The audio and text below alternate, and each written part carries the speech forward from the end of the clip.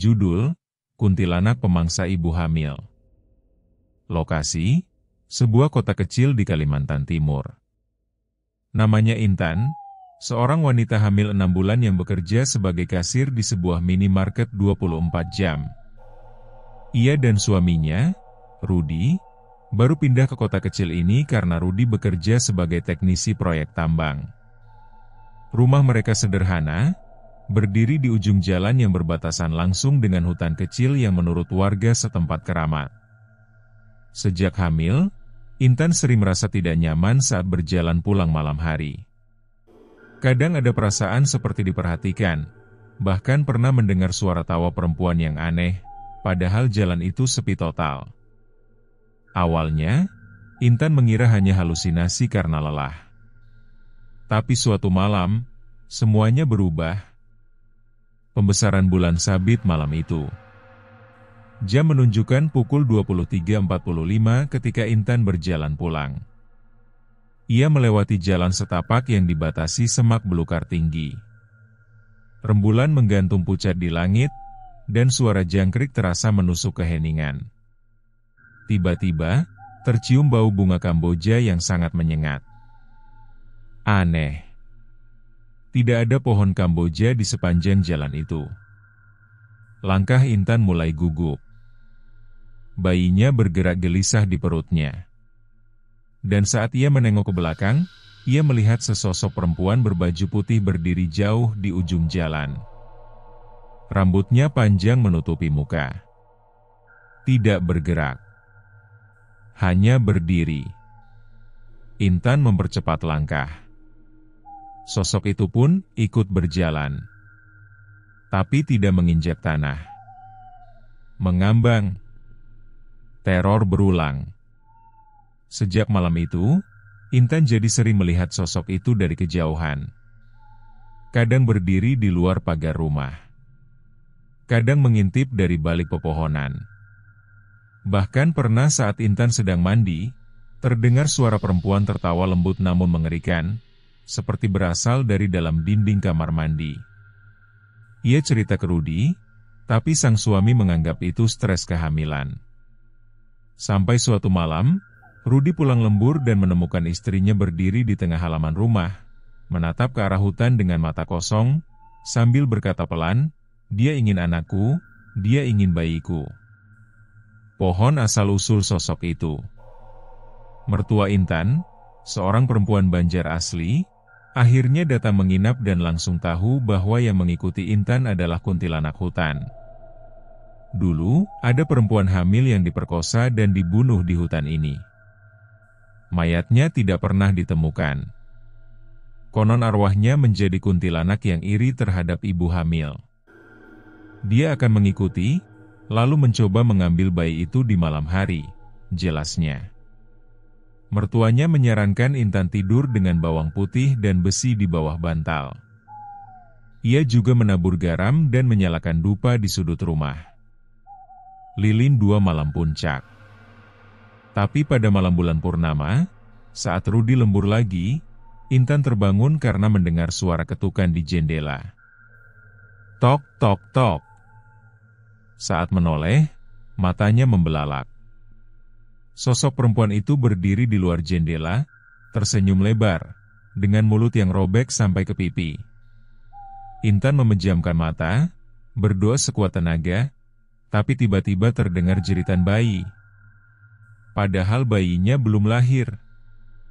Pintu kamar mendadak terbuka perlahan, dan udara dingin menyelimuti ruangan. Matahari terbit di atas gunung penutup. Rudi menemukan Intan pingsan di lantai, pagi harinya. Ia dibawa ke rumah sakit dan melahirkan prematur malam itu. Namun anehnya, bayi itu tidak menangis saat lahir. Tubuhnya dingin, kulitnya pucat. Namun dokter berkata, ia sehat secara medis. Dan sejak dibawa pulang, bayi itu selalu menatap sudut-sudut kosong rumah dengan senyum lebar. Catatan warga. Konon, kuntilanak hutan itu belum berhenti. Ia akan terus mencari bayi yang bisa menggantikan anak yang tidak pernah ia lahirkan. Part 2, Bayi yang Tidak Menangis. Setelah kelahiran prematur itu, suasana rumah Intan berubah drastis. Meskipun dokter menyatakan bayinya sehat, ada yang tidak wajar. Bayi itu, yang mereka beri nama Raka, tidak pernah menangis, bahkan saat disuntik atau saat dimandikan dengan air dingin. Tubuhnya pucat keabu-abuan, dan matanya sering menatap ke langit-langit dengan senyuman kosong. Rudi mencoba menenangkan diri. Ia anggap itu sebagai hal unik, mungkin Raka memang anak tenang. Tapi Intan merasakan ikatan yang tidak biasa. Kadang ia merasa seperti tidak sedang menyusui anaknya sendiri. Malam-malam Intan terbangun dan mendapati tubuh Raka dingin, namun entah bagaimana bayi itu bisa berada di ujung kasur, jauh dari tempat tidurnya. Jejak kaki jejak kecil di dinding. 3 hari setelah Raka dibawa pulang, hal-hal aneh semakin terasa. Dinding kamar bayi dipenuhi bekas tangan kecil dan jejak kaki mungil seperti dicetak dari lumpur, namun selalu hilang ketika pagi datang. Yang lebih mengerikan, jejak itu bukan mengarah keluar, melainkan ke langit-langit kamar. Suatu malam, Rudi terbangun karena mendengar suara bayi menangis dari atap rumah. Ia berlari keluar, naik ke loteng, dan apa yang ia lihat membuat tubuhnya lemas. Bayinya, Raka, tergeletak di sana, menangis pelan di samping sesosok wanita berambut panjang yang sedang menyusuinya. Wajah perempuan itu menoleh perlahan, darah menetes dari matanya, dan ia menghilang dalam kabut. Dukun Balian. Akhirnya, mertua Intan memanggil seorang Balian, dukun Banjar yang dikenal bisa mengatasi gangguan makhluk halus. Namanya Abah Kasim, seorang tua bertongkat rotan dengan kulit hitam legam dan mata tajam seperti elang. Begitu memasuki rumah, Abah Kasim langsung berkata, "Ini bukan kuntilanak biasa. Dia tidak hanya mengikuti, dia menitipkan jiwanya di tubuh anak kalian. Raka bukan bayi biasa lagi." Menurut Abah Kasim, roh kuntilanak itu pernah menjadi manusia, namun mati dengan kemarahan dan kutukan. Saat ia melihat Intan yang sedang hamil, ia mengincar bayi itu sebagai wadah baru, reinkarnasi yang penuh dendam. Api ritual pemisahan. Abah Kasim menyarankan ritual pemisahan jiwa dilakukan pada malam Jumat Kliwon, dengan syarat Intan dan Rudi tidak boleh tidur, tidak boleh berbicara satu sama lain selama ritual. Mereka harus menyembunyikan bayi di dalam lingkaran garam dan besi, sementara sang Balian memanggil roh itu agar keluar dan memperlihatkan wujud aslinya. Malam itu, rumah seolah menjadi neraka.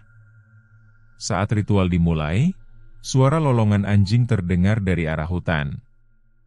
Angin menerbangkan abu dupa ke seluruh ruangan. Intan gemetar sambil memeluk Raka di tengah lingkaran. Di luar lingkaran, bayangan hitam mulai muncul, tinggi, kurus, dengan rambut panjang menjuntai dan tangan yang melayang tanpa tulang. "Anakku, kembalikan anakku." Suara itu terdengar seperti dari perut bumi. Seketika, tubuh Raka melayang, matanya mendelik putih, dan dari mulutnya keluar suara perempuan. "Aku akan lahir kembali lewat dia." Abah Kasim memukul lantai dengan tongkatnya, dan lantunan mantra semakin keras. Teriakan Raka dan tangisan kuntilanak bercampur menjadi jeritan panjang yang menggema ke seluruh desa.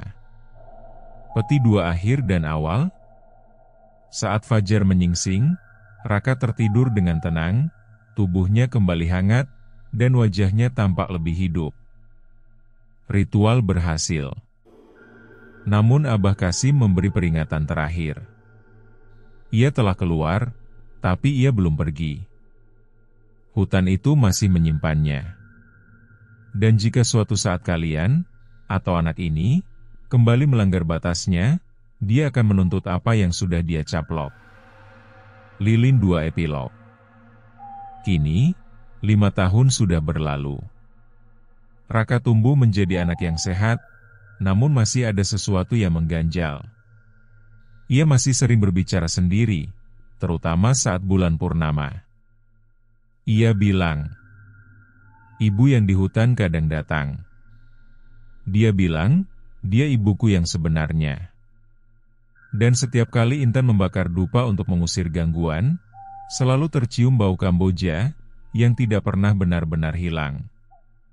Part 3, Ibu dari Hutan. Simbol bulan purnama 5 tahun kemudian. Raka kini berusia 5 tahun. Anak yang cerdas, tenang, tapi anehnya tidak punya teman. Di sekolah, guru sering mengeluh karena Raka terlalu pendiam dan lebih suka duduk sendiri di pojok sambil menggambar. Gambarnya selalu sama, seorang wanita berambut panjang berdiri di bawah pohon besar. Selalu pohon yang sama. Daunnya rimbun, tapi bagian atasnya hangus seperti bekas terbakar. Intan mulai resah. Rudi mencoba mengalihkan kecemasan istrinya, tapi diam-diam ia juga merasa ada yang berubah dari anak mereka. Raka sering terbangun tengah malam, berjalan ke halaman belakang sambil berbisik pada udara kosong. Sekali waktu, Rudi mengikutinya dan melihat Raka berdiri di bawah pohon pisang, menatap ke arah hutan, lalu berkata, "Bu, aku janji gak akan cerita ke ibu yang satu lagi." Foto berbingkai 2 lukisan yang hidup. Puncaknya terjadi saat guru TK Raka memanggil Intan ke sekolah. Ia menunjukkan sebuah gambar yang membuat darah Intan beku. Di kertas itu, Raka menggambar dirinya sendiri dalam perut seorang perempuan berambut panjang, dikelilingi oleh api dan tangan-tangan hitam. Di bawah gambar itu tertulis dengan huruf tegak tidak sempurna, "Raka, anak ibu dari hutan." Yang mengejutkan, Raka belum bisa menulis spasi itu. Malam itu, Intan menyimpan semua gambar Raka di laci. Tapi keesokan harinya, gambar-gambar itu muncul terpampang di dinding ruang tamu, menempel sendiri, seperti ada yang memajangnya untuk dilihat semua orang. Evergreen kembali ke hutan. Rudi akhirnya menyadari ini tidak bisa dibiarkan. Ia memutuskan menemui kembali Abah Kasim, sang balian. Namun saat ia tiba di kampung dukun itu, kabar mengejutkan datang. Abah Kasim meninggal 3 bulan lalu. Tapi sebelum meninggal, ia meninggalkan pesan tentang anak yang pernah disentuh roh kuntilanak. Ia lalu dibawa ke anak murid Abah, seorang perempuan muda bernama Lilis, yang kini meneruskan ilmunya. Setelah melihat Raka, Lilis terdiam lama, lalu berkata, "Roh itu belum pergi. Ia hanya tidur. Dan kini, ia ingin anak itu kembali bukan sebagai wadah, tapi sebagai anak sungguhan. Anak yang dibesarkan dalam dimensi mereka di hutan, dalam dunia bayangan. Pintu-pintu menuju dunia lain." Lilis mengungkap bahwa pohon besar yang selalu digambar Raka benar-benar ada. Pohon beringin mati di tengah hutan belakang kampung. Dulu, disitulah perempuan malang itu dibunuh saat hamil tua. Mayatnya dibakar, tapi bayinya hidup sebentar, lalu hilang.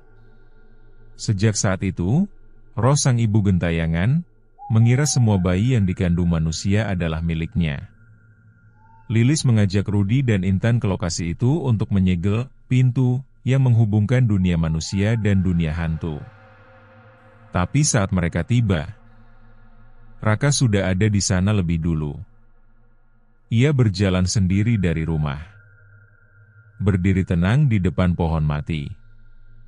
"Bu bilang, kalau aku masuk ke sini, aku gak akan sedih lagi." Begitu Raka melangkah ke akar pohon, tiba-tiba tanah bergetar. Kabut tebal menyelimuti mereka. Sosok perempuan dengan gaun compang-camping muncul dari balik batang beringin, merangkak seperti binatang, matanya merah dan mengalirkan darah. "Aku tidak bisa jadi ibu, biarkan aku membesarkannya di dunia yang tidak menyakitkan." Api pertarungan terakhir.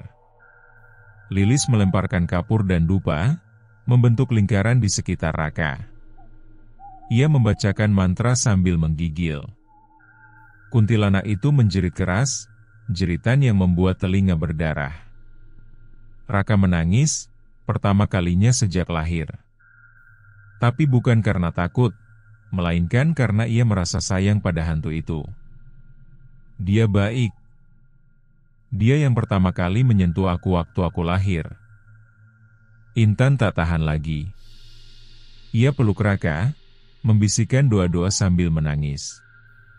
Dalam pelukannya, tubuh Raka bergetar, lalu pingsan. Sosok kuntilanak itu mendekat, wajahnya hancur, darah menetes dari mulutnya. Tapi tepat sebelum menyentuh mereka, Lilis menancapkan pisau besi kuningan ke akar pohon. Kembali ke rahim tanah. Jangan lagi menyentuh dunia ini.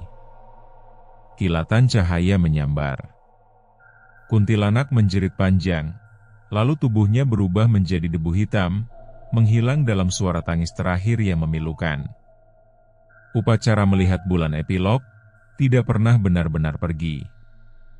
Mereka kembali ke rumah. Raka pulih, dan mulai tertawa seperti anak biasa.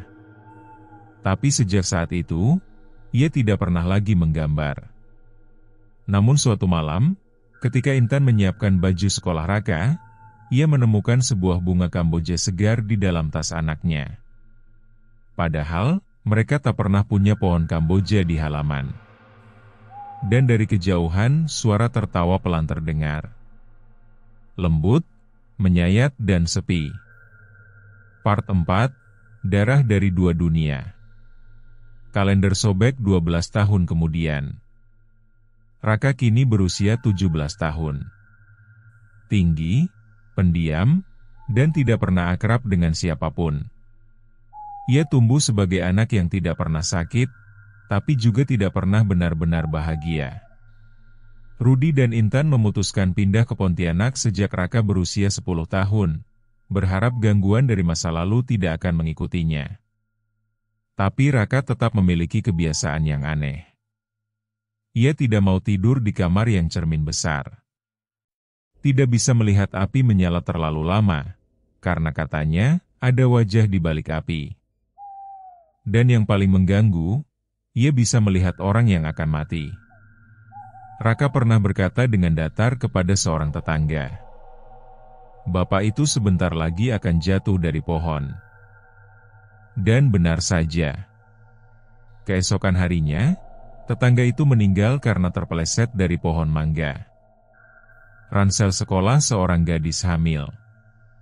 Di sekolah barunya, Raka satu kelas dengan Wulan, gadis ceria dari keluarga sederhana yang tengah mengandung anak dari pacarnya yang pergi tak bertanggung jawab. Karena desakan keluarga, Wulan tetap sekolah sambil mengandung. Ia diejek, dijauhi, tapi Raka tidak menghindar. Wulan merasa aman di dekat Raka. Mereka mulai akrab. Bahkan Wulan sering berkata, "Kalau kamu cewek, aku pasti udah pilih kamu jadi ayah anakku." Raka hanya senyum. Tapi jauh dalam dirinya, ia merasakan sesuatu lain. Bukan cinta, tapi tarikan batin, karena bayi di dalam kandungan Wulan memanggil sesuatu yang asing dalam darahnya. Penyusutan bulan sabit bulan mati. Pada suatu malam dengan bulan mati, bulan gelap, tanpa cahaya, Raka mimpi buruk. Ia berjalan di tengah hutan, lalu melihat dirinya sendiri sebagai bayi, digendong oleh wanita berambut api. Perempuan itu menatapnya dan berkata, "Kau adalah darahku. Dan darahku akan melahirkan diriku lagi lewat bayi itu, kalau kau biarkan dia lahir." Raka terbangun dengan peluh dingin. Di luar kamarnya, Wulan berdiri dalam hujan, baju tidurnya basah, dan ia sedang mengelus perutnya sambil tersenyum aneh. "Raka, boleh gak aku nginep di sini? Aku takut pulang." Raka mengangguk, dan malam itu menjadi malam yang membuka pintu lama yang sudah dikunci. Api Wulan dirasuki. Beberapa hari kemudian, Wulan mulai berubah. Ia mulai berbicara sambil menatap kosong, sering ketawa sendiri, dan perutnya terasa lebih besar dari seharusnya. Dokter kandungan pun bingung. Bayi itu tumbuh sangat cepat, dan posisinya seperti menghindar dari alat USG. Suatu malam, Raka melihat Wulan berdiri di depan cermin, membelai perutnya dan berkata, "Ibu gak sabar lahir lagi, Nak." Raka langsung menyiram Wulan dengan air doa. Wulan menjerit, tapi bukan jerit manusia. Suara serak para wanita tua, dengan bahasa Banjar kuno. Mata Wulan berubah hitam. Ia muntah darah dan bunga Kamboja. Konsekuensi keturunan. Raka sadar, ini bukan sekadar kuntilanak yang ingin menumpang lahir. Ini adalah inkarnasi dirinya sendiri, bagian dari roh yang dulu berbagi jiwa dengannya, ingin lahir lagi sebagai anak dari rahim orang lain. Wulan bukan korban sembarangan. Ia dipilih karena Raka mencintainya, dan cinta membuat pintu antara dunia lebih mudah dibuka. Raka harus memilih, membiarkan bayi itu lahir dan menyatu dengan roh lama, atau menghentikan kelahiran itu dan memutus garis darah arwah, termasuk memutus bagian dirinya yang gelap. Pisau Hocho pengorbanan. Malam kelahiran datang. Wulan mengalami pendarahan hebat, tapi ia menolak dibawa ke rumah sakit. Raka membawanya ke sebuah rumah tua peninggalan kakek, tempat paling sepi di pinggir hutan kota. Dengan bantuan seorang dukun modern, Raka menyiapkan ritual pemisahan darah, sebuah tindakan ekstrim di mana jiwa yang hendak lahir harus dikurung dalam wadah mayat lain sebelum bisa masuk ke tubuh bayi. Namun itu artinya, seseorang harus mati malam itu. Ketika roh kuntilanak mulai keluar dari rahim Wulan, Raka menusukkan keris kuningan ke dadanya sendiri.